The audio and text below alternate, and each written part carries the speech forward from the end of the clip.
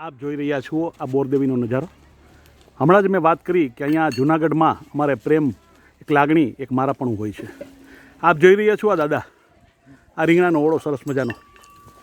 આ દાદા અને દીકરો લગભગ અહીંયા જેટલા 2-4 હજાર માણસો બેઠા છે ત્યાં દરેકની પાસે જઈ અને પૂછ્યું કે સરસ મજાનો રીંગણાનો ઓળો ખાવો છે. રીંગણાનો ઓળો મેં બનાવ્યો છે.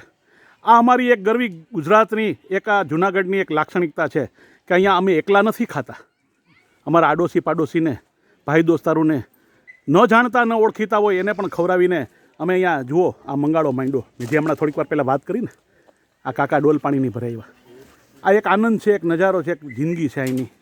આપ જોઈ રહ્યા છો આપ દાદા અને દીકરો રીંગણાનો ઓળો આખા તપેલા ભરી અને દરેકને વ્યક્તિગત પૂછવા ગયા કે ભાઈ સરસ મજાનો ઓળો બનાવ્યો છે.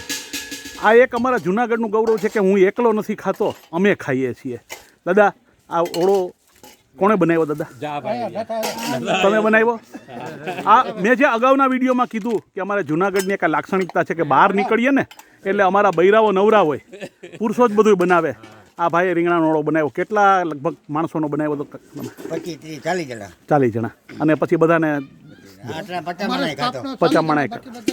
જુઓ આપ જોઈ રહ્યા છો કેટલું સરસ એક વાતાવરણ છે, મારાપણું છે. આ એક અમારી આજ પરિક્રમા આ વર્ષે નથી થઈ, બાકી પરિક્રમામાં આખા મેદાનની અંદર આવા જ મંગાળા માંડ્યા હોય. માણસો એકબીજાને પ્રેમથી ખવડાવી, પોતે ખાય અને ખવડાવે, એ એક પ્રેમ છે. આ ભાઈ બહુ સરસ. આ ભાઈ ક્યાંથી આવો છો આપ? રાણા કંડોણાથી. કે લીરબાઈનું જે અંગસત્ર અહીંયા ચાલે છે એ પણ ચલાવે છે. ધન્યવાદ છે આ બધા મહાનુભાવોને.